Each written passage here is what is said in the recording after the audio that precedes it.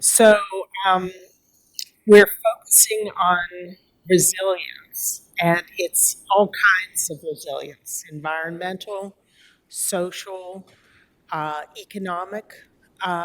We're really looking at resilience in a very broad way.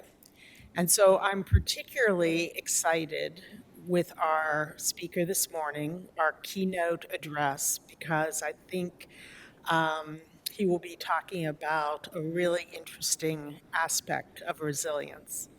Our speaker this morning is Mohammad Gharipour, who is the professor and the new director of the architecture program at the University of Maryland. He has his PhD from the Georgia Institute of Technology and has received many prestigious awards from groups such as the Society for Architectural Historians, the National Endowment in the Humanities, the Fulbright Hayes Foundation for Landscape Studies, the Council of Educators of Landscape Architecture, the American Institutes of Architects, and the National Institutes of Health.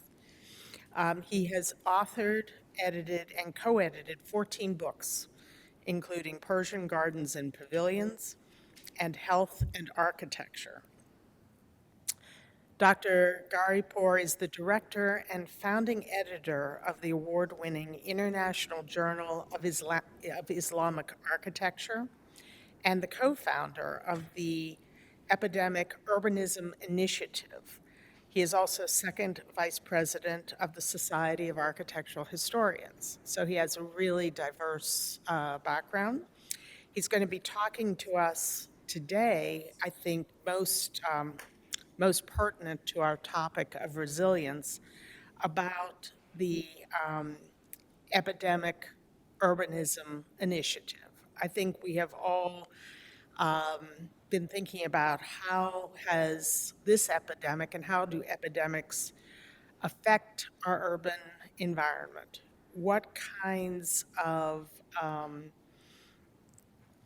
ways do we have to think about being resilient in terms of our urban life, our institutions, our communities, and our built environment? And I think this is an incredibly important topic as we are coming out, we hope, knock on wood, coming out of the COVID pandemic. But it is important in a very broad sense of how we deal with health in our communities and in our built environment.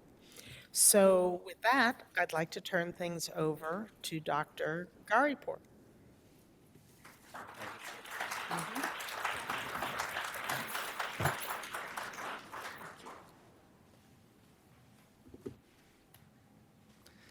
Good morning.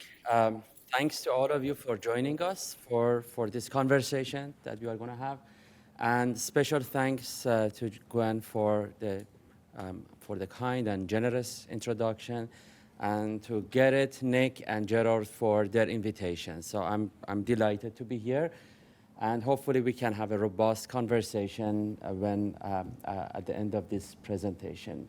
So today, actually, I will be talking about the Epidemic Urbanism Initiative that my colleague and friend Caitlin DeClercq and I started in March 2020, right after we got the news about COVID. So I will tell you about the genesis of this initiative and how we ended up kind of in about kind of 16, 18 months forming and developing an initiative that has now 76, liaisons from 76 countries in different parts of the world. So Caitlin and I, we were supposed to have a panel at European Architectural History Conference that was scheduled for June 2020. So like many other conferences, the event got canceled. And then we thought that the topic of our panel was just so relevant to what was happening at that point, because we were supposed to talk about healthy cities in early modern Europe. So that's why we decided to have a conference, to have an online conference based on this topic. But then we thought that maybe we should go kind of beyond this notion of early modern cities and have a kind of more global coverage in our event. So these days we are all used to kind of logging in and using Zoom as a tool, but you can, I mean, probably most of you know that it was not very common in May 2020. So we were just trying to kind of learn everything. So we decided to have our first conference. I mean, we thought that's it, so we are going to have a conference. We called it Epidemic Urbanism Conference.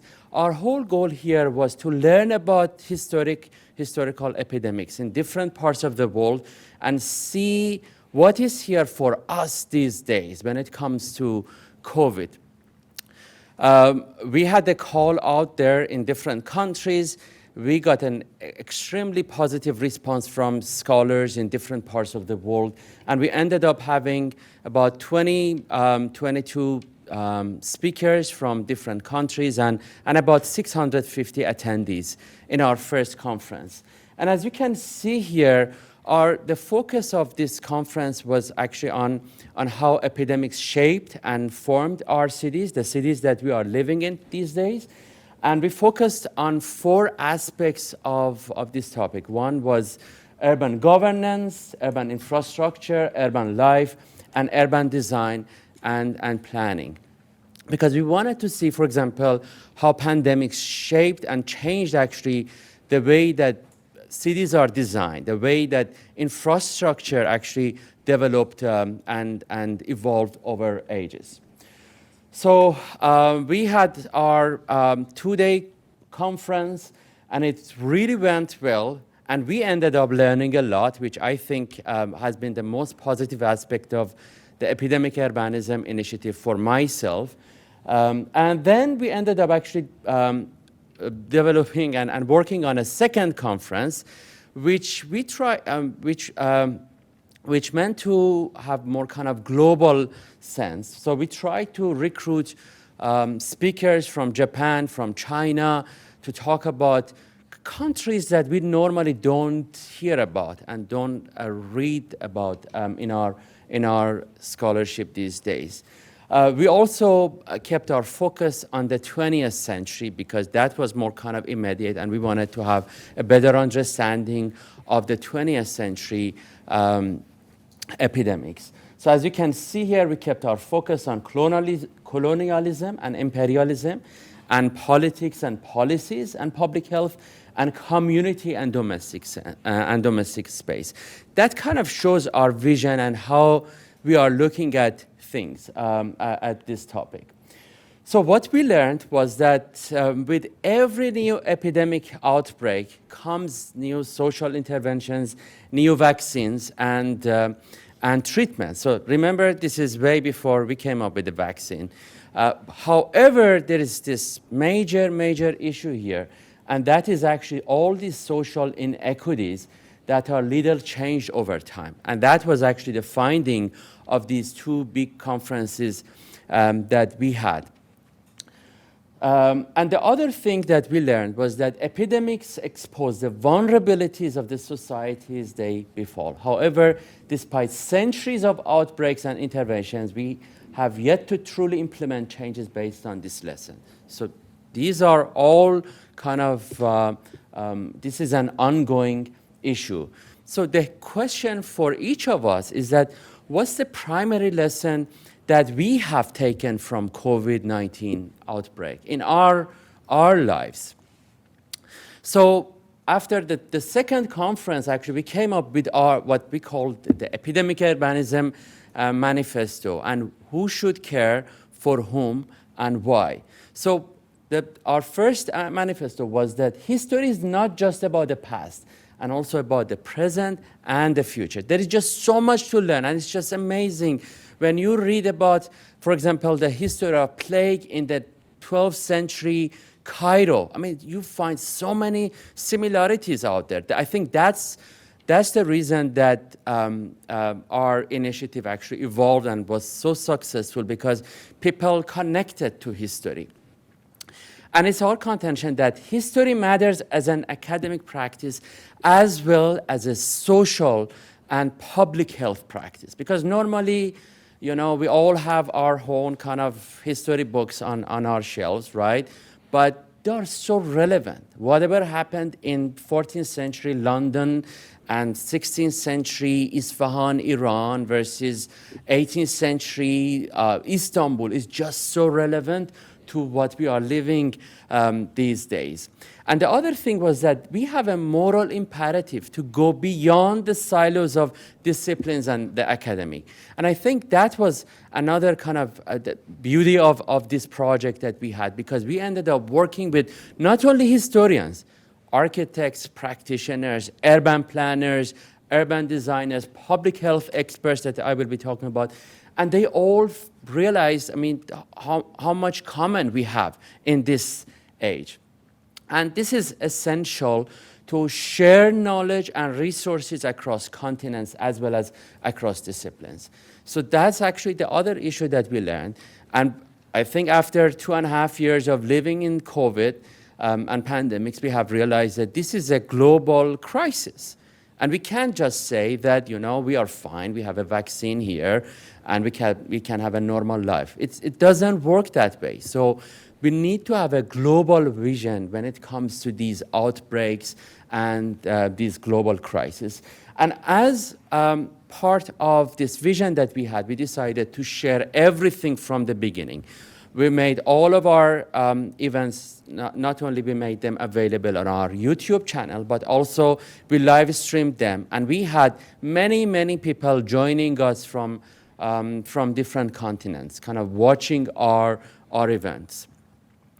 So the other thing that we did was that we brought public health experts to respond to what was being presented in all of these panels. So none of our speakers originally were public health experts, but we invited Sandro Galea, who is a very famous kind of public health expert in the US, to come and talk about all these papers that were presented in Urban Life session that we had at the conference. And he was the one who was making references to all these historic pandemics and saying, this is what we have learned, this is what we should do now in 2020 and 2021. So, and we thought that it's also important to continue this conversation. That's why we brought a series of experts from different fields to talk about a wide range of topics, from the impact of pandemics on the workplace, the role of cultural institutions during pandemics, and other topics. At the same time, we organized some workshops for architecture educators and especially architectural historians through Global History Initiative. And what we learned actually through this was a series of kind of guiding principles. One is commitment to public education. We think it really doesn't matter if we as, just educators gather and talk about different topics. We need to connect to the public audience. We need to educate them. That really matters. The other thing is commitment to global reach. We need to work with people in Vietnam, in China, in Hong Kong. We need to educate, and we need to care about educating an early career researcher or architect in Bangladesh. If we don't, that's our loss here in the US. Commitment to interdisciplinary collaboration. We need to talk to each other. We need to work together. We need to get rid of these silos that we have in architecture versus planning versus public health, because this crisis has brought all of us together. And commitment to empowering a community of both junior and senior scholars, practitioners, policymakers, and members of the public. And from the beginning, it was really important for us to bring people from different organizations and policymakers, because eventually they are the ones who are coming up with these different policies for our cities, for our environment. And we need to educate them. We need to work with them. We need to get their feedback. and commitment to changing practices, finding new ways to work. And I think this is probably the positive thing about COVID, that we all care more about each other. We have this compassion for what we do, what each of us does in our work. So we are still talking about June 2020, and of course we had the George Floyd crisis in the US, all these unrest. We decided to have another panel on social inequities, social equity and pandemics in history. So we brought again people from different countries and different disciplines together. We had an event, and it really went well because we just focused on how pandemics and epidemics affected social equity across the world. So fortunately, it's January and December 2020 when the news are out about the new vaccine, right? So we are all future. We are going to be over. It's going to be over. We are done with COVID. We decided to have this conference on the post-COVID age. We are not still in post-COVID age. And for this specific conference, we engaged practitioners. So we brought architects from different countries because we thought we have had enough meetings with educators. Now we need to work with professionals. We need to bring them to the table and ask them to share their feedback and to tell us how all this crisis, how the pandemics and outbreaks are going to affect the way that we design buildings, we design neighborhoods. And as you can see here, we kept this event focused on 6 different topics. One was response and experience, and the other one, ecology and sustainability, education and pedagogy, and design and interventions, healthcare design, which required to have its own kind of category, and social justice and equity. And again, we ended up having people from colleagues and practitioners from different parts of the world, a very robust conversation. The good news is that a book is coming out based on what we had in this conference. The other good news for me is that I'm not in charge of that book, so I shouldn't be worried about that volume. However, we published another volume based on our first 3 events that we had. This is called Epidemic Urbanism. Again, because of this concern that I personally had for educating the public, we came up with these short chapters. These are all stories of different cities and different epidemics. So the book has about 38 chapters. It has 38 chapters that talk about epidemics in Hong Kong, China, Japan, Cairo, in different parts of the world. And these are all short chapters. This is my first book in which I I use this kind of format. And that was mainly because the vision that Caitlin and I had for this volume was that anyone could be able to read this book and learn something. That's why the chapters are very short. They are just 2,500 words. You will see that there are like stories of different cities, stories of different outbreaks. And then we spend a lot of time because, for us as researchers, it's not easy to write something in 2,000 words. So, and fortunately, the book, even before publication, before it was out, it was one of the 10 recommended readings by Arc Daily, and we got a very good positive response from different venues, including Metropolis and a series of other organizations. So at this point, we thought we need to do something more. But what else? How can we push this conversation forward? We decided to have a design competition. So we came up with this design competition, Design for Health and Equity, Insights for Epidemic Urbanism Design. And our goal here was, because one of the conversations that we were having in our earlier conferences was that the epidemics have a higher impact on vulnerable communities. The sick or disabled or less privileged communities, seniors. So that's why we decided to keep the focus of this conference on vulnerable communities. And we came up with these 4 categories: neighborhood schools, public parks, senior housing, and community clinics, because these are 4 areas that matter. So the last one, actually, community clinics, actually aligns with the research that I have been actually working on the last 6 years with, after getting 2 grants from NIH, I have been actually working on community clinics. And what amazes me is how weak our infrastructure is when it comes to community clinics in the US versus other countries.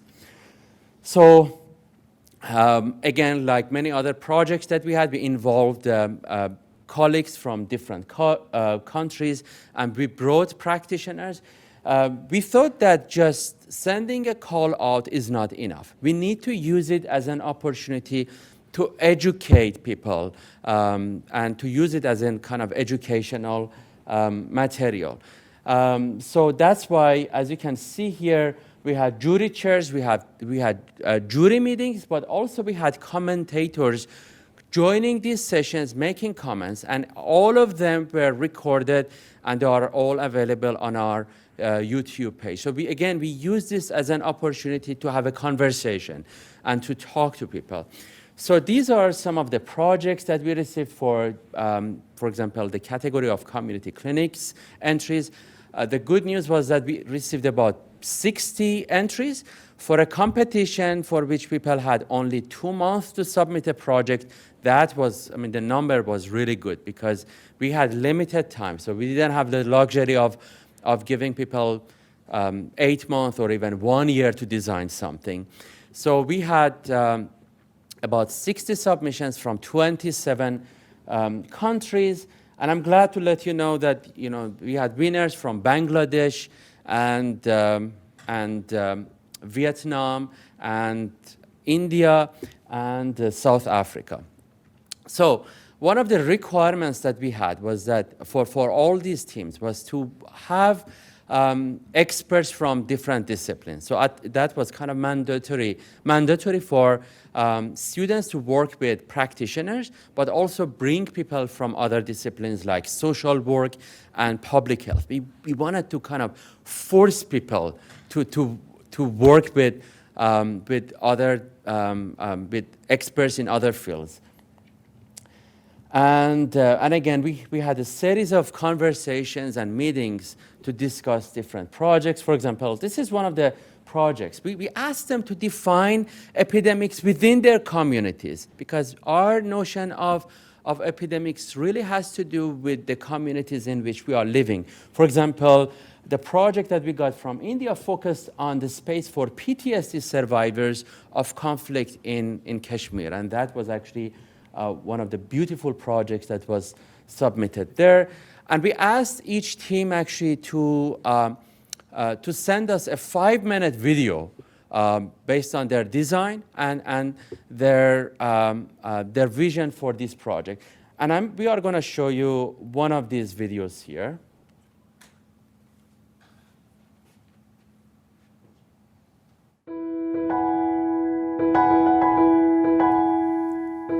My name is Long. I'm living in Hanoi, Vietnam. I love this culturally plentiful city. Half a century ago, hundreds of collective quarters were built here. They were once the dream home of the capital's residents. Kim Lien areas is a typical example. Over time, the apartments have become degraded and low life quality. Currently, main residents are elders who have spent their whole life here. COVID-19 had made them isolated and alone in their own apartment. Inspiration comes from Hanoi with a very strong connection and the proactive lifestyle here. and also from the elder ways to be in tune with contemporary life. So how to get pet like condition, safe connection and sustainable community? We propose a renovation for residential ecosystem with many attractive functions. Walkway connected all functions such as market, center square, gallery, elevated park, shop house, and agri park. Relationship will be controlled with communication levels by senses and action plan of each group. We also rearrange this inside, remove some walls, floors, and cleaning parts around the building. It improves ventilation and natural light inside. Cultural issue needs proper attention. Free facade is a signal of proactive lifestyle here. We have preserved and developed them as a contemporary architectural language. There is the value of time and connect young people with elder story. Intergenerational connection are also increased day by day. Thank you.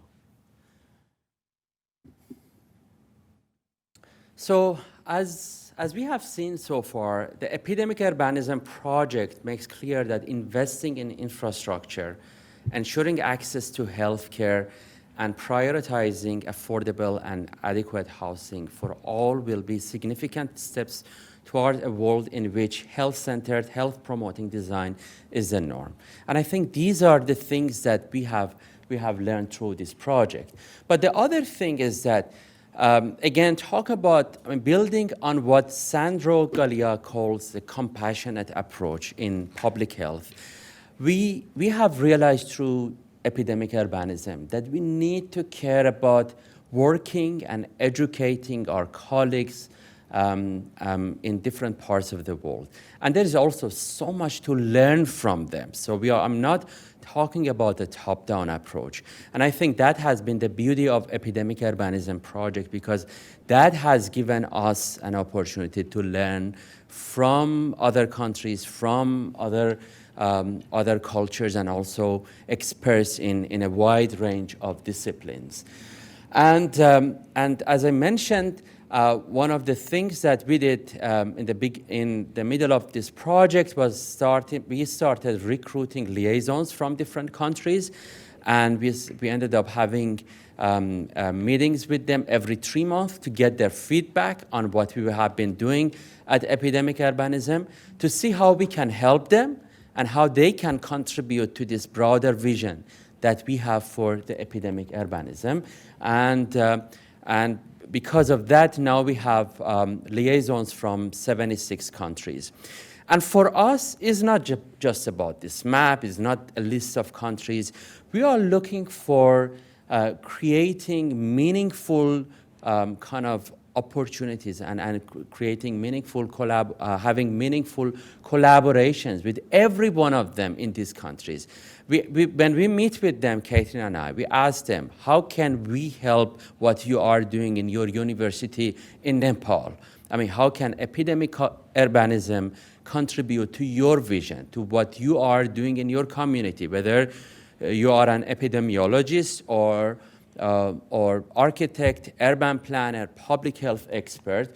And for example, it was last December when we were having our regular meeting with our liaisons, and our liaison from Poland said that my students here, they need access to instructors from other countries. They need to learn from them. And that actually, his general kind of rough suggestion resulted in a series of conversations that we were having with our liaisons. And we ended up working with liaisons from 8 countries, from Nepal, Bangladesh, Iraq, India, Cameroon, and Austria, and Poland, and Serbia, to organize a series of workshops for early career researchers, architects, and educators.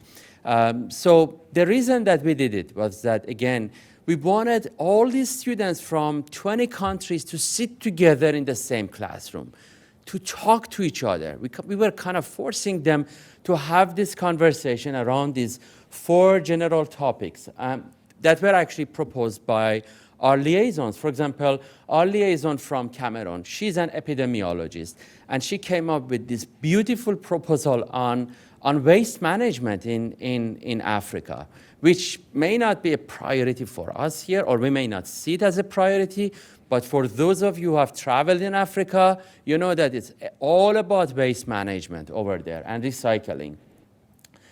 So, and as I mentioned, our Epidemic Urbanism Initiative is committed to forging connections across disciplines and countries and between scholars, teachers, practitioners, and the general public. So this is actually what we have tried to emphasize from the beginning. That's why in April we had a meeting. We brought deans from 6 different schools with different sizes from different regions in the US to have a conversation about how pandemics have affected architectural education in the US. Because many of us, some of us who are educators, we get feedback from students about the impact of pandemics on the way that they do things, on their families, on their mental health. So we wanted to bring deans from Berkeley to smaller schools to, in Midwest to have this conversation. And we formed, because again, we don't want to have a top-down approach, we formed this panel of students from different universities to come up with questions and share them with educators. At the same time, we decided to have the same conversation in global stage, in global scale. So we brought people from different countries, again, different educators and administrators to have that conversation in kind of about how pandemics and epidemics have affected architectural education throughout the world. We have also started working with different organizations to learn from them and to make an impact on what they do. That's why, for example, in the next meeting that we are having in October, we are going to have representatives from Robert Wood Johnson Foundation to EDRA and a few other organizations to be part of this conversation. How can we all work together to have a conversation and to improve public health? At the same time, we are bringing some visionary and very well-known celebrity architects from different countries, from Nigeria, from Bangladesh to Egypt, to have a conversation about architectural practice and how we should design buildings and how pandemics have affected buildings. So now you can see that our conversations have slightly shifted from pandemics and COVID into health equity, health and equity in our initiative. And the question that is there for all of us is in what way do you see your own work or the work of the epidemic urbanism continuing to work practices of care? Because eventually I think what happens, epidemic urbanism, we call it the practice of care. How we care about each other. We care about educating the public. We care about an early career researcher in Cameroon, in the Gambia, who may not have access to the resources that we have in the US. And so feel free to check our website, epidemicurbanism.com. And again, my pleasure, and thanks again for the opportunity. I'm here to address your questions.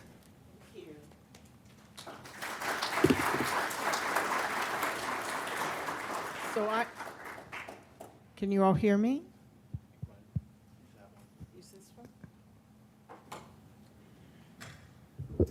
I'm going to ask for questions, and I'm going to bring the mic around so that your question can be captured on the mic. Do we have a second microphone that we can do that with? Great.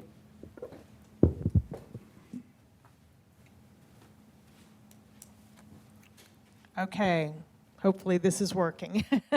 One of the things that these are not working, unfortunately. One of the things that I took away from your wonderful, wonderful presentation is this idea of sort of the practice of care and sort of a caring response.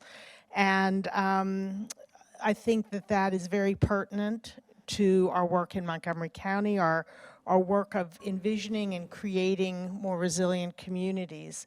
And you mentioned sort of three areas of infrastructure, healthcare, and housing.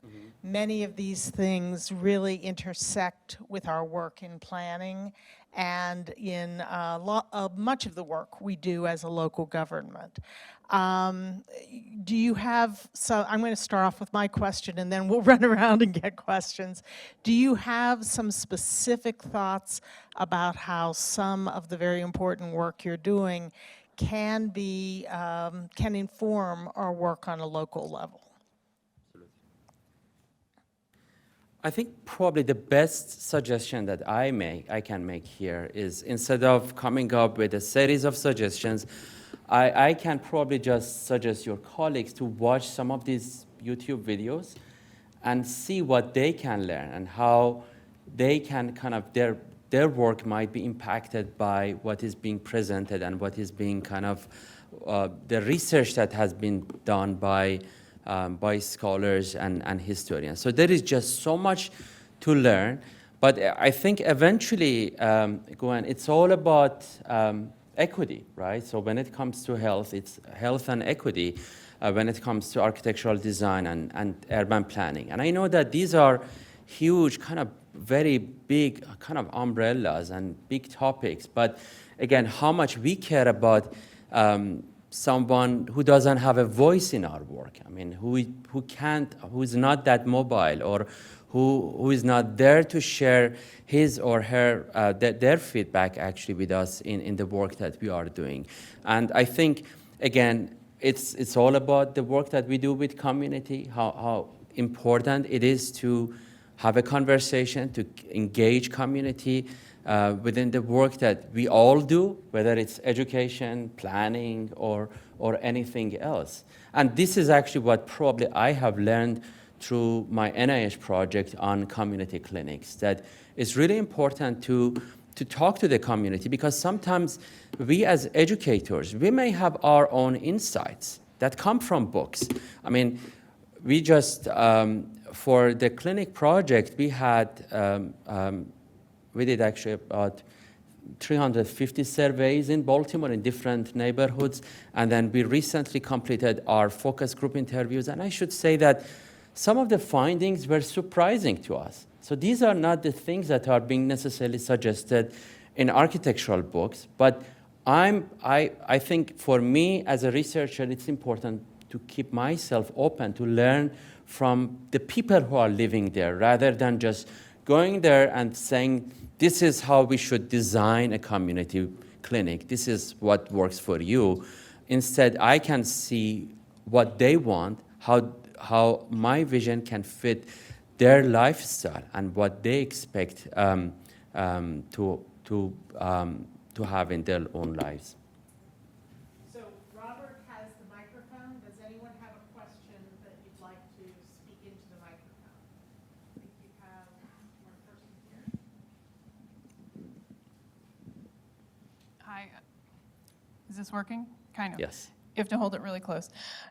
Amanda, City of Rockville. I had a question about what are some of the architectural features or urban design features, like really specifically, that have emerged through some of these conversations that have played a much more powerful role when you view them through the public health and epidemic lens? I think, again, what the recent crisis has shown us is that, I mean, everything should be health-oriented when it comes to architectural design and urban planning. And I know that this, I mean, in architectural education, we used to kind of slightly isolate the conversation on health. I think it has become much more central these days. I hope it stays this way. And again, I hope in every committee that you have in Rockville and you have in Montgomery, there is a public health expert sitting there, because they have just so much to offer in conversations that we are having about design and planning. It's working? Test, test? Yeah.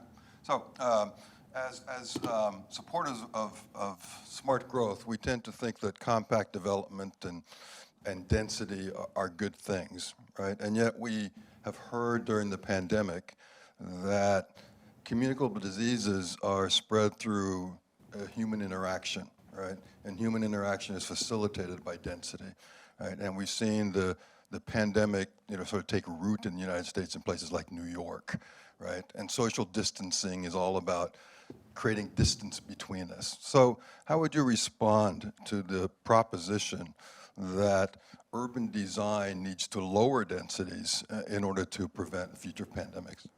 Right. So, Gerrit, I think it depends on how we define pandemics, right?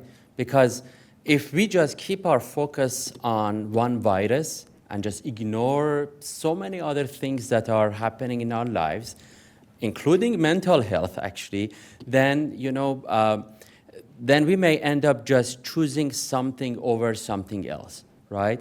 But again, when we look at the history of cities, we realize that pandemics, have been always parts of these cities, but they always learned a way to deal with them. So, nowadays, thank God, technology is much more advanced and we can come up with medical solutions. But one of the things that we also learned through epidemic urbanism was that in earlier conversations, people were saying that, oh, no, the cities do not work, we need to design more suburbs, right? So that was actually one of the implications in one of the videos, one of the interviews that we were having. And then there were so many other conversations that what if we all move to suburbs? What are the kind of environmental impacts of that kind of decision? So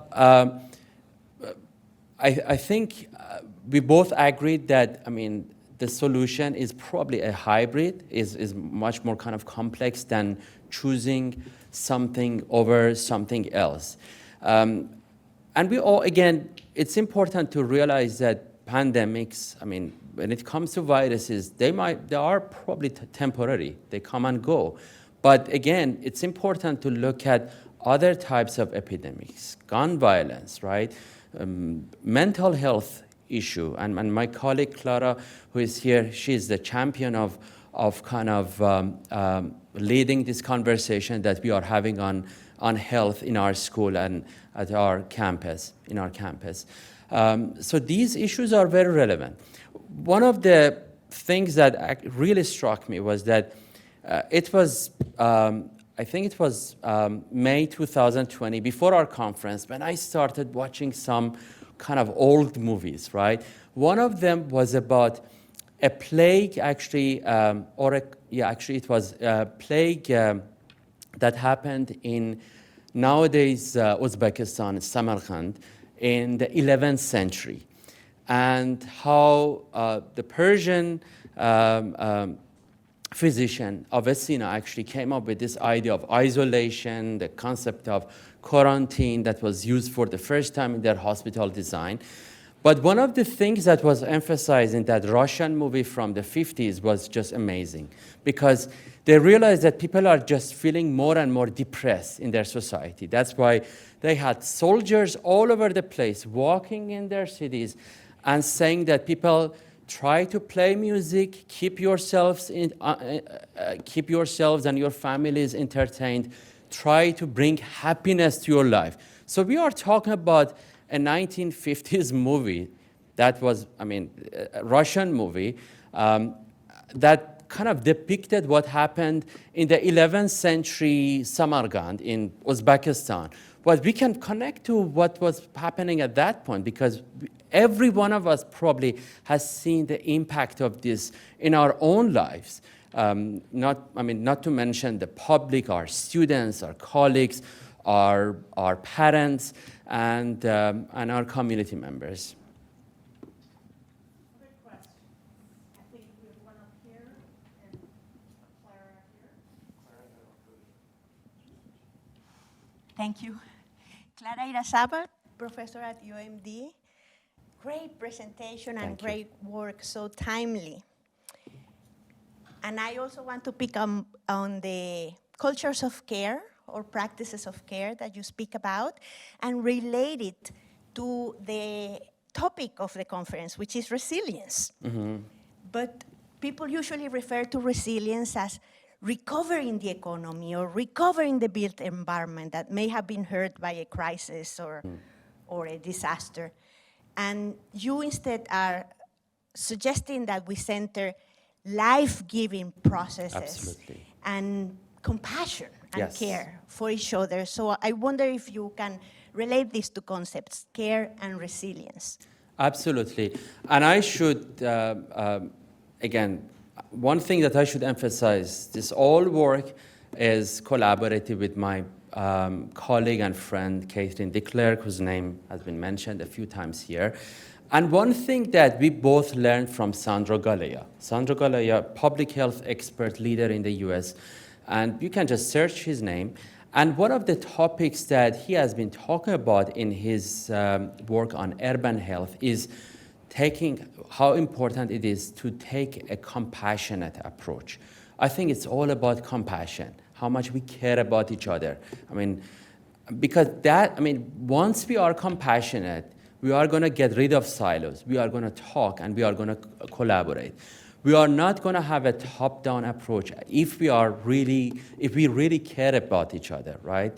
So I think, again, you are absolutely right that this concept of resiliency, it's all about care. When you read the story of all these cities that are being presented in our volume, 36 cities that are being discussed there, you see how pandemics brought everyone together, despite, resulting in some conflicts or crises and things of that sort. Eventually, they really worked for many of these societies, but they were also not only in local scale, but also in global scale, in regional scale.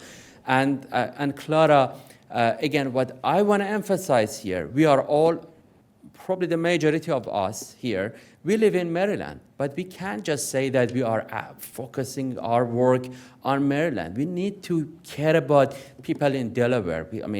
Communities in West Virginia. I know that we all have our own kind of job responsibilities and tasks but eventually taking that broader, caring, compassionate approach in the way that we look at topics, I think, is really important. Thank you. If I may, just kind of follow-up comment. There's healthcare, personal healthcare, the compassion that you mentioned, and then also medical care after the fact. But the pictures you showed and the issue of density or non-density, air quality or airflow, was that defined? You mentioned burning trash in Africa or other countries. Was that something that you looked at, the air quality and the design of buildings, that there's an airflow around them? That was actually the topic that came up in our January conference on the future of architectural design and urban design. And there were a few people who talked about indoor air quality and air quality in general. And I think, again, looking at epidemics in a very through a macro lens, you can see that when you go to many other countries, we never realize how privileged we are here, right in Maryland, that we can just go out and breathe. That's actually such a luxury. You need to go to Africa. You need to, visit many Middle Eastern cities, and you see, it doesn't exist there. And again, you realize that, we need to address some of these broader issues through decisions that we make in planning departments, in cities, and in the work that we do as educators. And by the way, I'm also glad that you separated healthcare from medical care, because these two categories are often kind of confused, because healthcare is much broader. It refers to 4 aspects of health that are physical, mental, emotional, and social. So, and it's really important to have this kind of broader vision when it comes to healthcare.